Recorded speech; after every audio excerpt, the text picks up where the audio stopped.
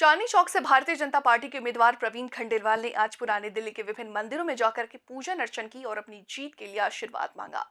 व्यापारी नेता प्रवीण खंडेलवाल का कहना है कि मैं खुद एक व्यापारी हूं और चांदनी चौक एक व्यापारिक क्षेत्र है। इस क्षेत्र की समस्याओं को मैं भली भांति जानता हूं और व्यापारियों को ये आश्वासन देता हूं कि जो भी उनकी समस्या होगी उनको संसद में उठा करके उनके हल करने का प्रयास करूंगा। साथ ही इसके साथ भाजपा के प्रत्याशी प्रवीण खंडेलवाल ने कहा कि लोगों के बीच में है, मैं हमेशा यहां पर उनकी समस्या को सुनने के लिए सड़क पर बैठकर काम करूंगा। चांदनी चौक से भाजपा के प्रत्याशी प्रवीण खंडेलवाल ने दावा किया है कि वो भारी बहुमत से जीतेंगे और सभी वर्गों का उनका पूरा समर्थन मिलेगा।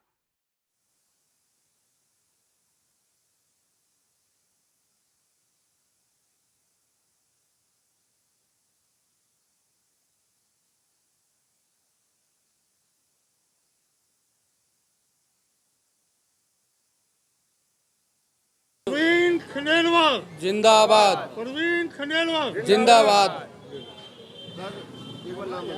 मेरा नाम सुमन अनेजा है। तो सुमन जी, चांदनी चौक लोकसभा से एक व्यापारी को टिकट मिली है, किस तरह से देखते हैं आप लोग, क्योंकि आप भी व्यापारी हैं? व्यापारियों में बहुत खुशी का माहौल है। हमारे व्यापारी नेता प्रवीण खंडेलवाल को भारतीय जनता पार्टी ने चांदनी चौक सीट से प्रत्याशी बनाया है और आज इस महाशिवरात्रि के शुभ पावन अवसर पर हम अपने राम बाजार के प्राचीन मंदिर में उनके स्वागत के लिए उनकी इंतज़ार कर रहे हैं और उनका हौसला बढ़ाने के लिए और अपना मंदिर में पूजा आज उन्हीं से कराई जाएगी। धन्यवाद। परवीन खंडेलवाल जी अगर लोकसभा के अंदर आ जाते हैं तो व्यापारियों को जो उम्मीद है क्या वो पूरी हो पाएगी? उम्मीद नहीं, हमें पूरा विश्वास है कि हमारे व्यापारी नेता प्रवीण खंडेलवाल, मैं खुद दिल्ली हिंदुस्तानी मर्केंटाइल एसोसिएशन से अपना वाइस प्रेसिडेंट पद पर कार्यरत हूँ और हमें उम्मीद ही नहीं है, पूरा विश्वास है कि व्यापारियों की आवाज़, और सिर्फ हम कपड़ा व्यापारियों की नहीं, सभी तरह के व्यापार करने वाले के व्यापारियों की आवाज़ संसद में और हमारी हर समस्या को प्रवीण खंडेलवाल जी उठाएंगे और उन समस्याओं का, आने वाली समस्याओं का समाधान कराएंगे। आओ भैया। आशीष, तो ये बताइए कि चांदनी चौक से एक व्यापारी नेता को रानी टिकट मिली, आप भी व्यापारी है, बीजेपी ने व्यापारी पर भरोसा किया, क्या लगता है कि अगर वो जीतते हैं यहाँ से तो आप लोगों की आवाज़ बनकर वो संसद में उठाएंगे? हाँ, बिल्कुल उठाएंगे हमारी आवाज़, क्योंकि वो हमारे जैसा ही व्यापारी है, तो उनको पता है यहाँ की क्या समस्याएं हैं, किस टाइप की समस्याएं हैं, तो हमारी बात को ज़रूर उठाएंगे। अब यही आशा रख के हम उनको वोट देंगे और उनको जिताना चाहते हैं। क्या उम्मीद है उनसे आपको? सर, अभी तो यही सारी उम्मीदें हैं, बहुत सारी उम्मीदें हैं कि वो जीते, हमारी समस्याओं का हल करें। यहाँ की पार्किंग की समस्या है और भी बहुत सी समस्याएं हैं छोटी मोटी, वो सारी दूर करें, जिससे व्यापार बढ़े, यहाँ पे लोग ज़्यादा आना पसंद करें यहाँ पे। जी सर, दिल्ली में बीजेपी ने चांदनी चौक लोकसभा क्षेत्र से एक व्यापारी नेता को प्रत्याशी बनाया है अपना, कितनी उम्मीदें हैं आपको उनसे?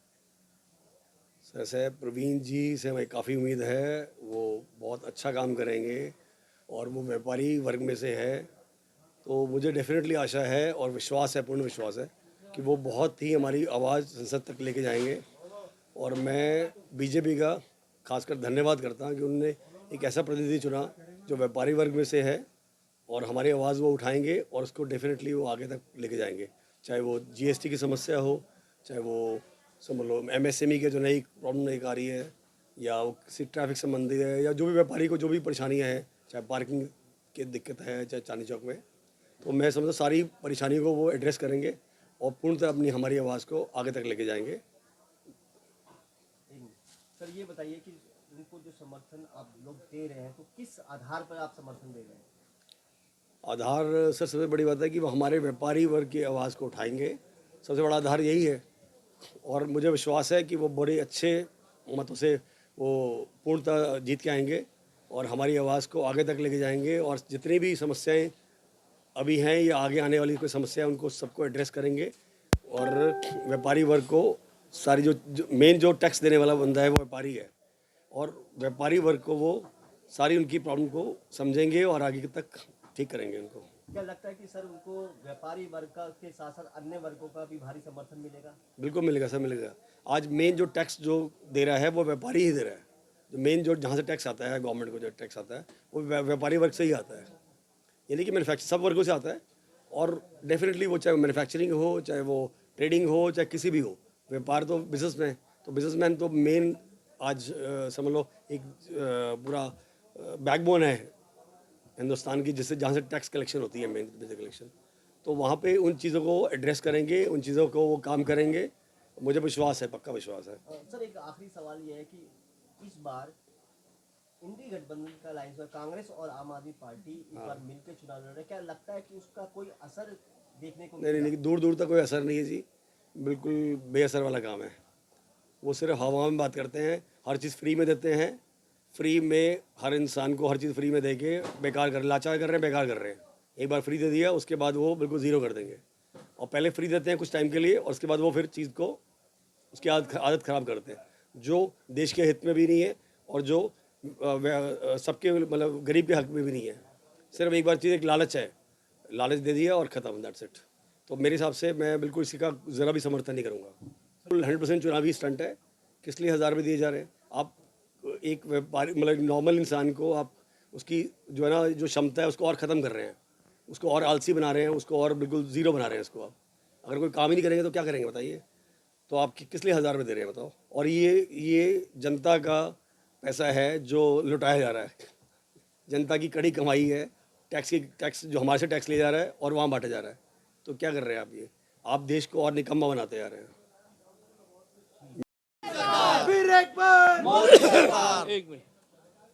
प्रवीण जी, बीजेपी ने चांदनी चौक से आपको यहाँ पे प्रत्याशी बनाया है, बड़ा जनसमर्थन मिल रहा है, क्या कहेंगे? क्योंकि आप महाशिवरात्रि है, आप भगवान शिव से भी आपने आशीर्वाद मांगा है। छोटे कार्यकर्ता को प्रधानमंत्री श्री नरेंद्र मोदी ने और भाजपा नेतृत्व ने बड़ी जिम्मेदारी दी है, और पूरी चांदनी चौक लोकसभा में जो भाजपा के कार्यकर्ता हैं वो पूरी ताकत से इस बार इस सीट को रिकॉर्ड मतों से विजयी बनाने में लगे हैं।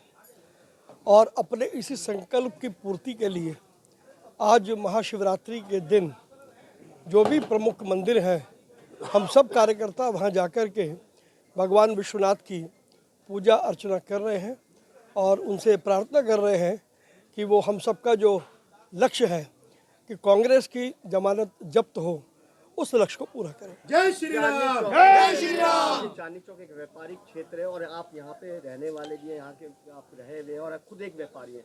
व्यापारियों को अगर आप जीतते हैं, संसद में जाते, तो व्यापारियों की जो समस्या है उसको किस तरह से आप उठाएंगे? पहले तो ये अगर शब्द हटा दो। ये तो मोदी जी के नेतृत्व का कमाल है कि संसद में तो जाना तय है।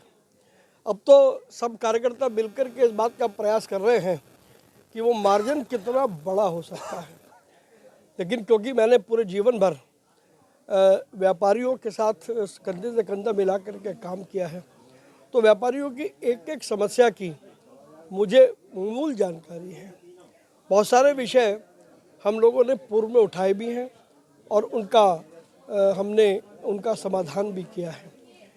संसद में जाने के बाद एक बार सारे विषयों पर हम सब मिलकर के हमारे मित्र, मेरे 47 साल से मित्र हैं श्री गोपाल गर्ग जी, ऐसे जितने भी हम सब कार्यकर्ता हैं मिलकर के बैठेंगे और एक एक समस्या को लिखेंगे, उस समस्या का समाधान कैसे होगा उसका रोड मैप बनाएंगे, और उसके बाद चाहे वो दिल्ली सरकार हो या वो दिल्ली का फेल नरक निगम हो या फिर केंद्र सरकार हो, सबसे बातचीत के द्वारा हम एक एक समस्या का हल करेंगे। लेकिन इससे भी बड़ी बात जो मैंने घोषणा की है, और आप चूँकि मुझे इतना पुराना जानते हो तो आप उसको रिकॉर्ड कर लें, और अगर मैं अपने वचन से फिर जाऊं तो इसी क्लॉथ मार्केट में आकर के आप सबके सामने मुझे शर्मिंदा करना। मैंने ये तय किया है कि सांसद बनने के बाद मैं किसी भी मकान में नहीं बैठूंगा, मैं किसी बिल्डिंग में नहीं बैठूंगा, मैं किसी कमरे में नहीं बैठूंगा। मैं मेरे स्वर्गीय ताऊ जी श्री सतीश चंद्र खंडेलवाल की तरह पटरी पर मेज लगा करके बैठूंगा, और मेरे अस्त्र शस्त्र यानी कि हमारी शेर की मोहर, पैड और लेटर पैड 24 घंटे तैयार हैं। ना तो कार्यकर्ता और हमारी दूरी होगी, न जनता और हमारी दूरी होगी। उस दूरी को किसी भी हालत में भाजपा कार्यकर्ताओं ने संकल्प लिया है कि वो उस दूरी को रहने नहीं देंगे। गोपाल जी, जिस तरीके से व्यापारी वर्ग जो है पहले परेशान था, आप उनके बीच में से कहीं ना कहीं एक व्यापारी जो है लोकसभा चुनाव के लिए तैयारी करता हुआ नजर आ रहा है। क्या लगता है जो व्यापारियों की उम्मीद है कितनी पूरी होती नजर आएंगी? देखो, ये परवीन खंडेलवाल को जो भारतीय जनता पार्टी ने टिकट दी, मोदी जी ने, अमित शाह जी ने, जेपी नड्डा जी ने, ये पूरे देश के परिप्रेक्ष्य में देखते हुए, क्योंकि ये व्यक्ति ने मैं लगातार देखता हूँ, 47 साल से मेरा दोस्त भी है, और जब दिल्ली में सीलिंग कानून का विरोध किया था 33 साल पहले, तब इसे संघर्ष करते हुए तिहाड़ जेल में 8 दिन रहा था। ये व्यापारियों की समस्या को उठाने वाला और बहुत सक्रिय, सतत प्रयास करने वाला, जब ये कुछ थे ही नहीं, जब प्रयास कर रहे थे। व्यापारियों की उम्मीदें हैं, व्यापारियों की आन है, व्यापारियों की बान है, व्यापारियों की शान है, और इसको टिकट देकर भारतीय जनता पार्टी ने एक मैसेज दिया व्यापारियों में। हर वक्त, हर तरफ, पूरे दिल्ली के अंदर ही नहीं, पूरे देश के अंदर एक उत्साह की लहर है। बहुत व्यापारी बाहर से आ रहे हैं और अपने अपने क्षेत्रों में अपने रिश्तेदारों को, अपने अपने जानकारों को चुनाव का प्रचार करने के लिए, परवीन खंडेलवाल को जितवाने के लिए, और ये एक व्यापारी वर्ग के लिए बहुत ही एक अच्छा कदम पार्टी ने दिया है, और व्यापारियों को बहुत उम्मीद है और ये काम करेगा, और ये पूरा विश्वास है। अगर परवीन खंडेलवाल जी जीत जाते हैं तो लोकसभा के अंदर पहला मुद्दा क्या होगा जो आप लोग चाहते हैं? देखो, अगर का तो विषय ही नहीं है। पहला विषय तो यही है कि अगर का क्या मतलब, 400 पार का नारा जो पूरे विश्व के अंदर गूंज रहा है, दिल्ली के, इंडिया के अंदर 400 पार की मोदी जी की सरकार बनेगी, और जिसका एक गारंटी मोदी गारंटी है, तो उसके अंदर अगर की तो बात छोड़ दीजिए। ये जैसे ही संसद में जाएंगे, ये व्यापारियों को, हर व्यापारी को ये लगेगा मेरा प्रतिनिधि, मैं ही परवीन खंडेलवाल हूँ और मैं ही सांसद बन गया हूँ। और हमें तो उम्मीद ही ये है कि मोदी जी अगली तीसरी टर्म में इनको सांसद के रूप में नहीं, मंत्री के रूप में भी शायद इनको जिम्मेवारी देंगे व्यापारियों की, ताकि समस्याओं को, ये बहुत सी समस्याएं हैं, बहुत सी चीज़ें हैं। वैसे तो एक गिलास में आप पानी आधा होता है, कोई कहेगा आधा खाली है, कोई कहेगा आधा भरा हुआ है। व्यापारी वर्ग हमेशा भारतीय जनता पार्टी के साथ रहा था, है, रहेगा, और व्यापारी की समस्याओं का समाधान धीरे धीरे होता रहेगा। वैसे हमारी समस्याएं तो इतनी ज़्यादा होती है कि उसके समाधान कोई कर नहीं सकता, लेकिन फिर भी एक विश्वास है और हम खुश हैं। हमारे लिए राष्ट्रवाद पहले है, देश पहले है। हम अपने ऊपर कुछ भी सहन कर लेंगे, लेकिन देश की आन बान शान के लिए व्यापारी कर संकल्प है, और इसके लिए मोदी जी के सरकार को जिताएंगे। और दिल्ली से पहली सीट जो लोकसभा की, दिल्ली में नंबर 1 चांदनी चौक आता है, लगभग 3 लाख से ज़्यादा सीट वोटों से परवीन खंडेलवाल जीतेगा, ऐसा हमें विश्वास है। कोई टक्कर नहीं है, कोई चुनाव नहीं है, सिर्फ लहर है परवीन खंडेलवाल।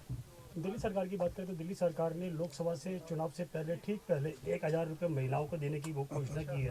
क्या वो वोटिंग के लिए कहीं ना कहीं जो महिलाओं का वोट है वो हासिल करने के लिए नहीं कर? ये दिखावटी चीज़ें पंजाब में भी इन्होंने की थी, दिल्ली में भी इन्होंने किया था।